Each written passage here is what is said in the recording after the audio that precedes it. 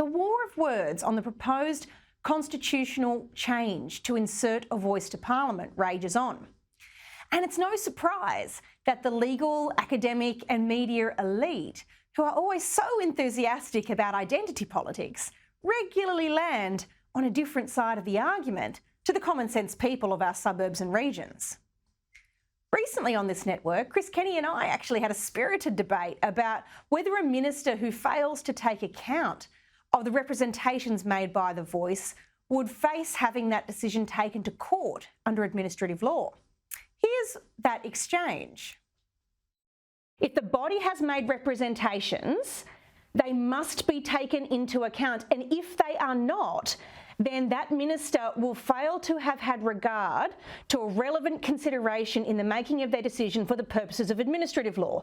Now, I know this sounds very lawyery, but what that means is that if they don't take into account adequately and give the appropriate weight in the circumstances to what that body has said, in the judgment of an external lawyer looking at it later, who wasn't a part of the decision-making process, then that decision can be set aside, sent back to be redone, and of course, subject to the litigation process to make that sending back happen. It's a big leap. What does that mean? That means that the decision is ultimately slowed down from reaching the final point of implementation until those legal avenues have been exhausted and a decision that meets with the court's satisfaction has been landed upon.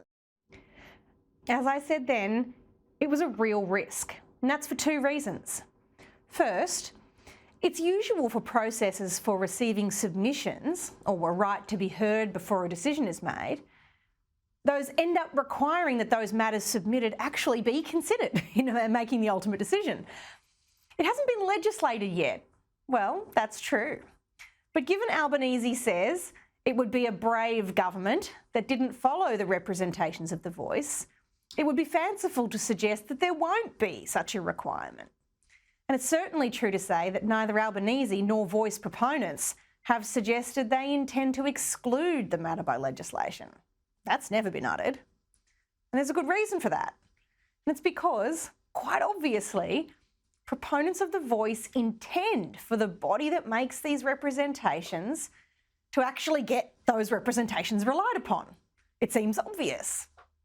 So today, I learned that the AAP Fact Check website had done a check on my argument, the one that's just been replayed for you a moment ago. You'll be unsurprised to learn that 3 academics sympathetic to the voice disagree with my view. You'll be equally unsurprised to hear that a journalist ruled with the 3 pro-voice academics but did not consult any of the experts on the record who are not sympathetic to the voice. Now, the essence of the pro-voice perspectives is this. In response to these concerns about executive government, which in my view are very spurious and exaggerated concerns, which have been refuted by the vast weight of respected legal opinion, nonetheless, to allay those concerns, the expert committee provided a tweak to subclause 3 in the drafting, which basically expanded Parliament's power to control all matters relating to the voice, including how the voice would interact with Parliament and the executive, and including whether the voice's advice, the voice's representations would carry any legal consequences or legal effects. So let's look closely at the paragraph 3 to which Dr. Shireen Morris refers. The Parliament shall, subject to this Constitution, have the power to make laws with respect to matters relating to the Aboriginal and Torres Strait Islander voice, including its composition, functions, powers and procedures. It doesn't actually say anything about interaction with the executive, contrary to what Dr. Morris just said. It also says nothing about what a member of the executive must do with the representations of the voice. The powers, functions and procedures of the voice are a different thing entirely to the duties of ministers in making their decisions. The so-called tweak that Dr. Morris says solves all the problems, well, it doesn't actually provide that clarity at all. I'd add a further argument. We don't actually know how the High Court will interpret this thing. Some will say, well, we have the Solicitor General's advice to help us with that. Perhaps. But here's the thing. Even High Court justices disagree on the interpretation of the Constitution, even with the benefit of 100 or so years of case law to refer to. Take the example of the Love and Toms case, where the court held by a majority of 4-3 that a non-citizen Aboriginal person who committed crimes for which any other non-citizen would be deported was exempt from Australia's law of migration because of their metaphysical connection to the land as an Aboriginal.